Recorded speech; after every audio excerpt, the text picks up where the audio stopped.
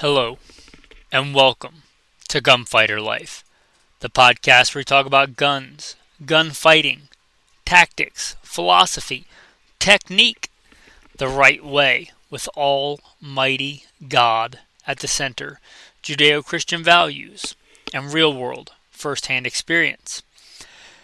Today is going to be on technique. I'm going to record these in segments and put these out, and as always, I couldn't do anything without God. I couldn't draw breath. I certainly couldn't do a podcast without God's grace. So thanks be to Him first and foremost, but also thank the patrons, because I did an episode like this for the patrons on their request, because I'm here to serve.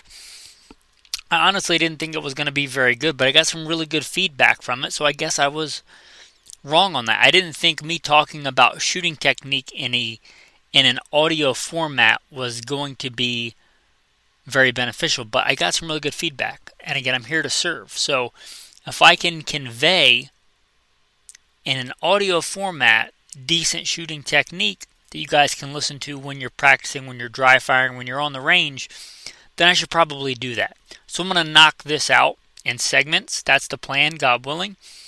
With that, I'm going to put in the bio, because why should you listen to what I have to say about shooting, right? Just because I'm a dude with a microphone? No. Because I have a podcast? No. Because I shoot watermelons on YouTube? No. It's a fair question, right? I should establish some amount of credibility if you're going to listen to what I have to say about shooting. So I'm going to put in a version of the bio, and then we'll get into the main topic. I'll roll into a quick abbreviated bio and then into the main topic. First and foremost, I am a Christian. I don't apologize for that.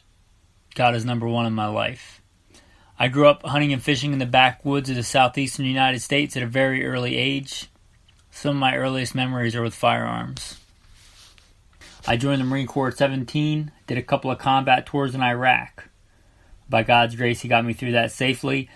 After that, I served as an instructor. An urban warfare instructor and a desert warfare instructor for the United States Marine Corps. I also served with the LAPD, both full-time as a sworn police officer and some more specialized assignments, as well as serving in the U.S. Army, full-time and part-time National Guard. I've been a FBI firearms instructor, still am an FBI firearms instructor, have been for a lot of years. Also NRA certified and some other three-letter government agency certified. I've been a private contractor for a three-letter government agency I won't specify.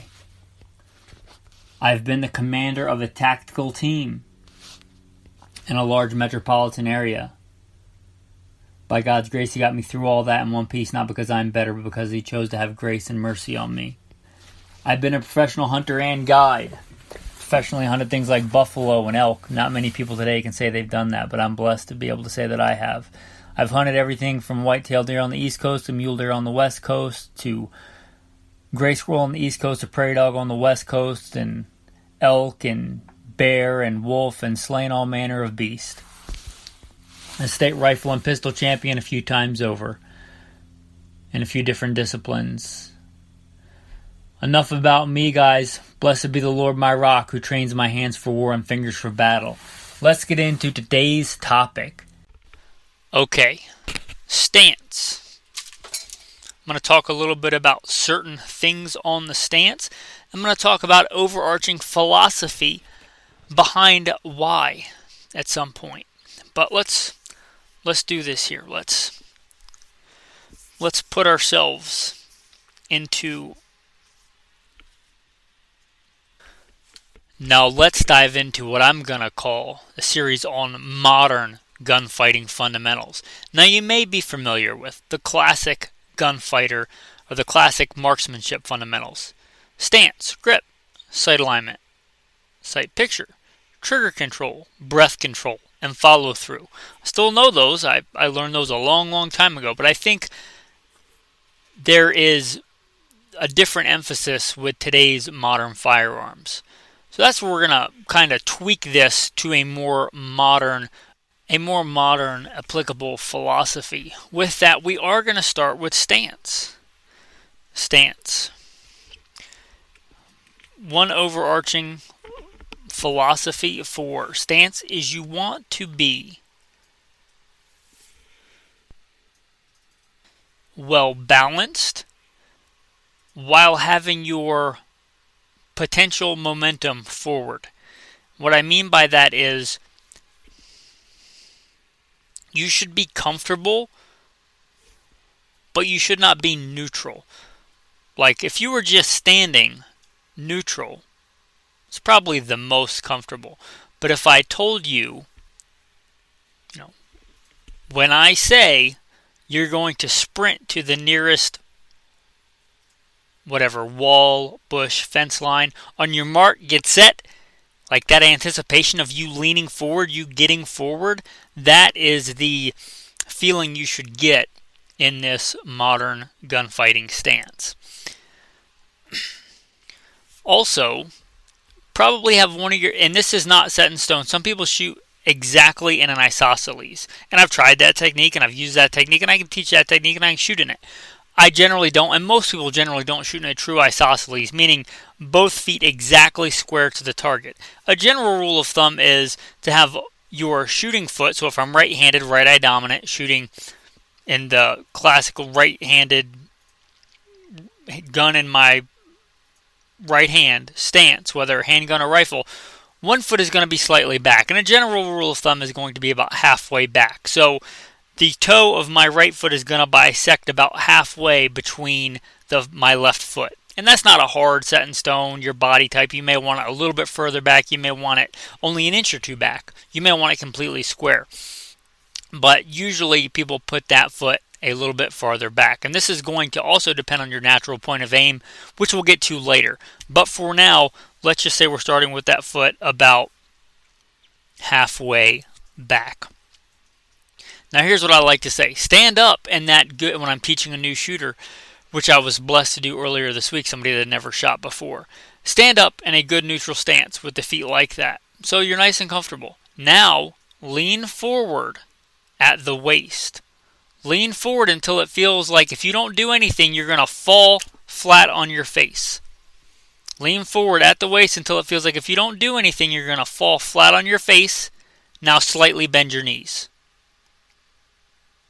And that should put you back on balance. You're going to be off balance bending forward, and then when you slightly bend those knees, you're going to be balanced again. However, it's going to feel like you're about to lunge forward. Like if I said, if you're dry firing right now or on a range and you're looking at that target, if I said, when I say go, you're going to run forward and punch that target in the face.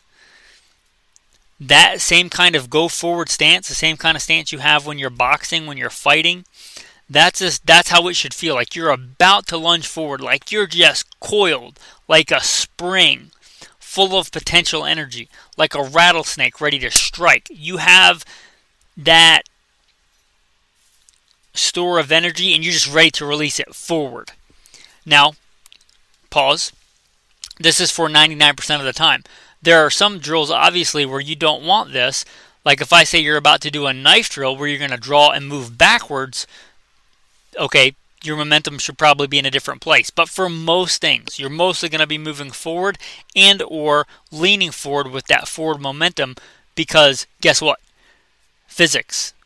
For every action, there is an equal and opposite reaction, even if it's a 22, right? And that's cumulative. So this is real common with new shooters. I've been struggling with this not struggling, I enjoy doing it, but my neighbor, our neighbor, there's a 12-year-old girl who had never shot before, and she asked me to teach her to shoot. Said she's always wanted to learn, and I was blessed to be able to teach her, and I'm still teaching her. Consider her like a baby apprentice. But one of the things I've noticed with her, and it's not just her, I've seen it with grown men, I've seen it with all kinds of people, they start standing because they start in that neutral position, and that gun goes off, and they lean back, and by the end of their string of fire, they lean so far back, they look ridiculous. Don't do that. And it's one thing for me to say it, but if you look at people on a shooting range, or look at like new people, like just pull up pictures of people shooting, YouTube, Instagram, if they don't know what they're doing, that's like a classic giveaway. They don't know what they're doing. If you look at their waist and they're bent backwards, don't bend backwards, bend forward. The recoil of that gun, even if it's ever so slight, is going to push you back. A case in point of this, have somebody stand like that. If you catch yourself or somebody else doing that, pause there and then safely put the gun down, have them stand in that same stance, and then push your shoulder and see how far they rock back. Now have them get in the stance that I told you. I'm going to quickly repeat it. Stand, put your firing foot, assume right foot if you're right-handed, about halfway back. Now lean forward at the waist until it feels like you're about to fall over. Now slightly bend your knees. The weight should be on the balls of your feet. Now push that person's shoulder back. They're probably going to move a lot less because they already have that coiled spring kind of stance. That's a stance that you want. You should also be steady, but feel like you have the potential to be fluid. And I know that kind of sounds weird, but you want to be steady. Like you want a good, firm, solid foundation, but it should be fluid. Like you should be able to move at the hips, bend at the hips, because when you're first getting started, you're probably going to be stationary. But unless you're the kind of dude that just goes and stands at an indoor shooting range in a bay and shoots at a target, 7 yards away and calls it good, if you're actually talking about realistic, real-world, modern shooting, you're talking about moving left, right, front, back, 45-degree angles, shooting on the move, shooting while moving, shooting and then moving, moving then shooting. Those kind of modern fundamentals require a fluid movement. It's kind of why that bending at the waist and those loose, those bent knees are important, because just like a tank turret, I can move my lower half and keep my top half fairly steady, like a cupola, like a turret on a tank. I can swivel, if I'm like that, I can swivel my lower half and still engage targets with my upper part of my body. Now there's going to be some translation. Obviously when you're shooting on the move, the gun is going to move a little bit. But those kind of bent knees and that fluidity of your stance, that's important. Now I cut my teeth on precision rifle, and I know how to stand with my hip rocked forward and my hand cocked backwards and a nice steady stance for shooting really far targets with a rifle standing offhand, or shooting really, really tight groups standing offhand. I can do that with a really rigid technique. There's a reason that is taught and has been taught and is taught in certain disciplines. But it's not really good for being fluid. You're kind of stuck in that stance. You're not shooting on the move like that. The stance that I'm teaching, you can still shoot really good groups standing offhand, but you can also move while you're doing it. Again, this is a modern fundamental. So unless you're shooting in a shooting jacket with a shooting glove, with a loop sling, which I love all that stuff, shooting kind of service rifle competitions, unless you're doing that, that's not really applicable for modern gunfighting. This stance is. You need to, when it's time to be still, but you need to retain the ability to, at a moment's notice, be fluid in your movements. So you need to be steady, but those hips and those knees, they need to be loose. Again, it should feel like you're about to lunge forward, and you should also be able to lunge to the right, to the left. You should be able to move and adjust. You should be able to transition. One of the reasons, the weight on the balls of your feet, if you're like that, you can swivel pretty easily. If you're in that stance and you put your hands forward, you don't even need a gun to do it. You can just practice with the weight on the balls of your feet. You pick out, let's say you're in a fairly standard room, you pick out one corner and then 90 degrees in the other corner, you shift on the balls of your feet using your hips and you go to the other corner of the room and then back. Your transition. This stance will allow you to do that fairly easily. An older stance, like a Weaver stance, does not really lend itself to that. It's fine if you're standing shooting, and I can shoot the Weaver. I can teach the Weaver, and it's pretty good for shooting one target straight in front of you. But if you're shooting multiple targets, shooting on the move, the Weaver's not great. But shooting in that, again, if you're just doing a simple 90-degree pivot, you're shooting and then you pivot, target on the right, target on the left, that weight on the balls of your feet and forward, and that fluidity potential, for lack of a better term, is really going to help with that. You want to be relaxed and breathing natural. And I'm going to probably not harp on breathing too much for a modern fundamental, because unless you're talking about precision rifle, it's not really applicable. Breathe naturally. If you're holding your breath, you're probably wrong. If you're doing rapid, shallow breathing, you're probably stressed and probably wrong. Breathe naturally. And on that, your diaphragm should be natural. It should be firm, but you're not flexing your abs, right? Just a firm, you're not flexing as hard as you can go, but a good firm diaphragm. And it all runs together, obviously. So I'm going to pause and talk about the arms, I think, when I talk about grip. Although grip generally denotes hands, but you can't grip with your hands until you talk about your arms. So I'm going to wait and talk about that. So let's bypass that and go to the head. With this modern stance, whether you're talking about a rifle or a handgun or a shotgun, you want to look at the target. So pick your target out and bring the gun up so that your reticle, your red dot, your green triangle, or your front sight, rear sights, whatever it is, you want to look at that target and bring that gun up so that gun lines up and that sighting system lines up with your target. What you don't want to do is go on a fishing expedition, put the gun partially the way up, and then move your head all around like you're dodging punches to find the gun and the sights. Look at, and we'll get to the natural point of aim later, but for now, look at your target, right?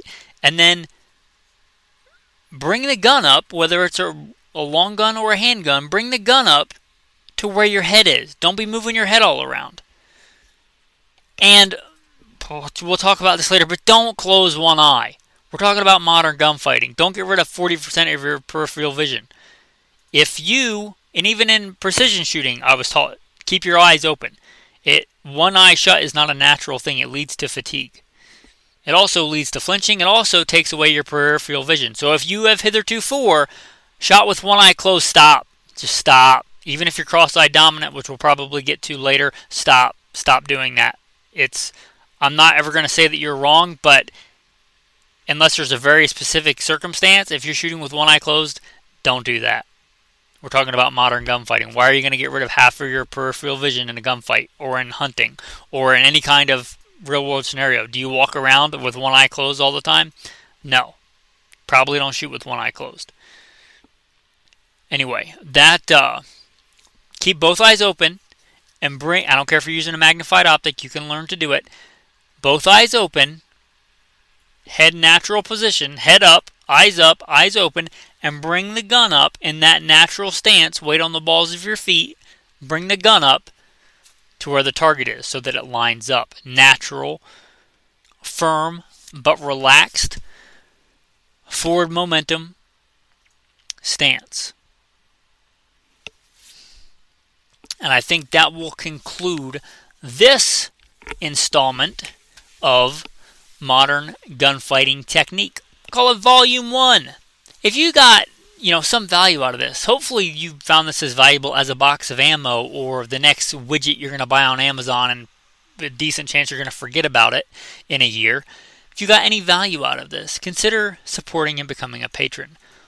All the buzzwords: veteran-owned, small business, American-made, gluten-free, all the pound signs or hashtags as you young kids are calling them. If you want to support the podcast, consider becoming a patron if you got value out of this. And also, if you're not subscribed, again, this is Volume 1. So if you are not subscribed and you just happen to come across this, make sure you're subscribed so you get the later installments. I think the patrons are going to get these pretty quick, but I probably am going to put these out in a series for the general population.